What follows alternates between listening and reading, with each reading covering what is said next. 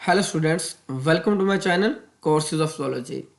सो student, आज के हम टॉपिक में बात करेंगे इंट्रोडक्शन टू एवोल्यूशन, जिसमें हम एवोल्यूशन की बेसिक डेफिनेशन के बारे में बात करेंगे और मुख्तलिफ थ्योरीज के ऊपर बात की जाएंगी जो एवोल्यूशन को सपोर्ट करती हैं।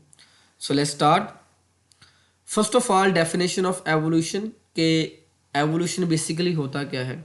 सो evolution is the processes that have transformed life on earth from earliest form to the vast diversity that characterize today।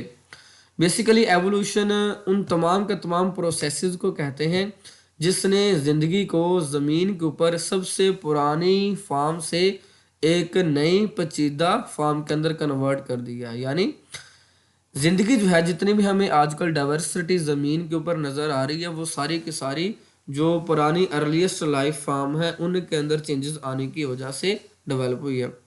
या अगर सिंपल वर्ड में हम कहें तो evolution can be define as change over time in species is called evolution. यानी species के अंदर जो जो तब्दीलियां, जो जो चेंजेस आते हैं वक्त गुजरने के साथ, उसको हम सिंपली एवोल्यूशन कहते हैं।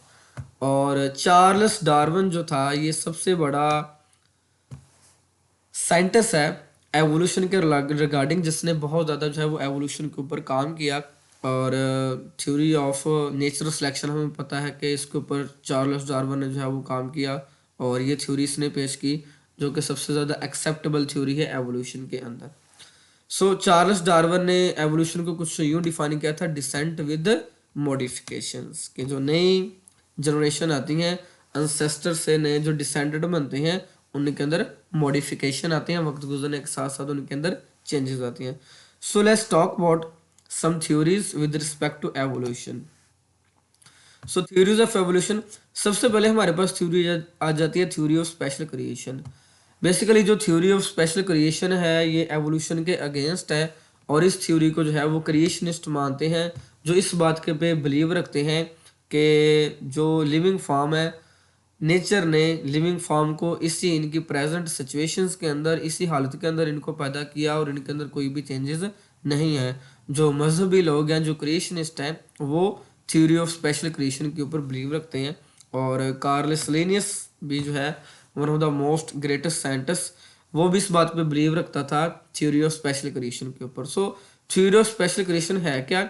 According to theory of special creation, all living things came into existence in their present form, especially or specifically created by nature।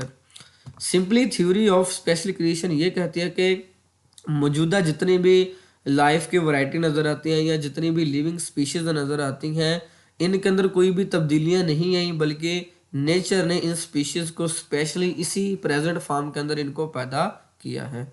सो ये एंटी एवोल्यूशन थ्योरी है, और क्रिएशनिस्ट मजहबी लोग इस बात को मानते हैं कि लिविंग थिंग्स के अंदर जो है वो कोई भी चेंजेस नहीं आए, गॉड ने या नेचर ने इन स्पीशीज को इनकी इन्हीं प्रेजेंट फॉर्म के अंदर जो है वो पैदा किया है। So first theory with respect to evolution is the theory of acquired characteristics और theory of inheritance of acquired characteristic. ये थ्योरी बेसिकली पेश की थी जीन बैप्टिस्ट डी लमार्क ने, और इस थ्योरी को पब्लिश किया गया था इन 1809 के अंदर। So according to this theory, Lamarck argued that those body parts that used extensively to cope with environment become larger and stronger।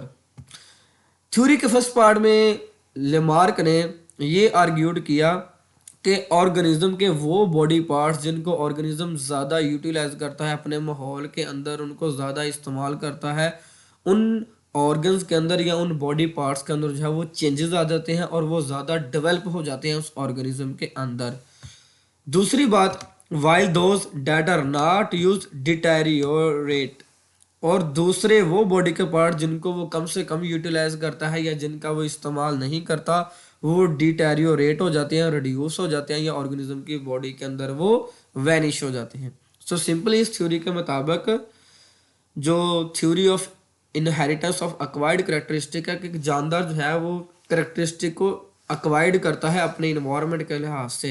यानी अपने इन्वायरमेंट के अंदर रहते हुए एक जानदार जो बॉडी पार्ट्स को ज़्यादा यूटिलाइज करेगा, वो बॉडी पार्ट्स उनके अंदर ज़्यादा वेल डेवलप हो जाएंगे, ज़्यादा स्ट्रॉन्गर हो जाएंगे, और जिन बॉडी पार्ट्स को यूटिलाइज नहीं किया जाएगा वो डिटेरियोरेट हो जाएंगे, रिड्यूस हो जाएंगे या फिर ख़त्म हो जाएंगे। और इसमें बड़ी ही मशहूर एग्जाम्पल हमारे पास आ जाती है जिराफ की। अब जिराफ के एवोल्यूशन के बारे में लिमार्क का कहना था कि जब जिराफ का एवोल्यूशन हुआ, ये बेसिकली जो जिराफ थे, ये जो ग्रासेस थी ज़मीन के ऊपर, इनके ऊपर ये फीड करते थे। लेकिन वक्त गुजरने के साथ क्या हुआ कि ज़मीन से जो ग्रास थी ये वैनिश होना शुरू हो गई, और जिराफ ने जो है जो दरख्तों के पत्ते थे इनके ऊपर फीड करना शुरू कर दिया। तो क्योंकि दरख्तों के पत्तों को खाने के लिए इनको जो अपनी नेक का ये स्ट्रेच करना पड़ती थी, तो जब ये अपने मुंह ऊपर करके ज़्यादा से ज़्यादा पत्ते खाते थे तो इनकी जो नेक मसल्स थे ये ज़्यादा से ज़्यादा यूटिलाइज होते थे। तो उसका आर्गूमेंट था कि वक्त गुजरने के साथ साथ जब ये अपनी गर्दन का ज़्यादा से ज़्यादा इस्तेमाल करता गया तो ड्यूरेशन और वक्त गुजरने के साथ साथ इसकी जो नेक था वो लंबा होना शुरू हो गई, और होते होते अब जो मौजूदा जिराफ है इसमें जो है वो लॉन्गेस्ट नेक जो है वो प्रेजेंट है। और ये इसके अंदर तब्दीली आई है इसकी नेक के अंदर, ताकि ये ज़्यादा से ज़्यादा जो दरख्तों के पत्ते हैं इनके ऊपर ये फीड करे, इनको ये खा सके।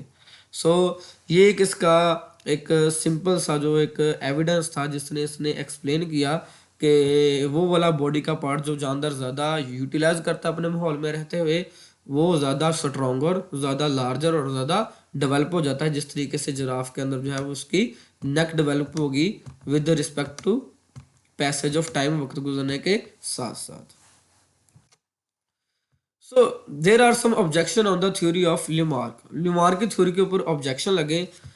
First of all, society was not accepting the theory of evolution changes. उस वक्त तो वैसी सोसाइटी ने इसको एक्सेप्ट ही नहीं किया था कि ऑर्गेनिज्म के अंदर जो है वो ऐसे एवोल्यूशनरी चेंजेस आते हैं।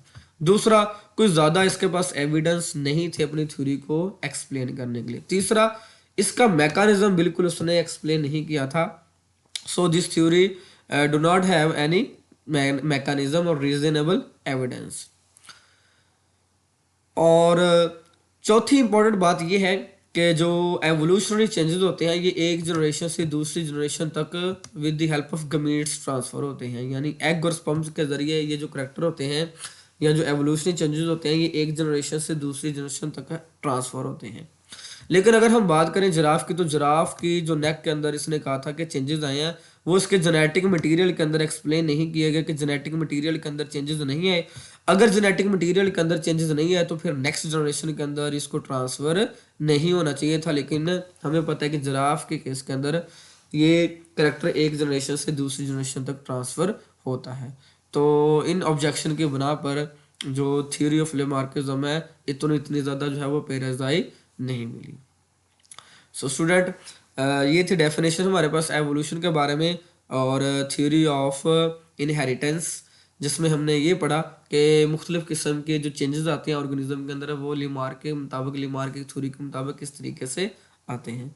सो नेक्स्ट लेक्चर में हम बात करेंगे थ्योरी ऑफ नेचुरल सिलेक्शन के ऊपर। तब तक के लिए अपना ख्याल रखिए। Good luck.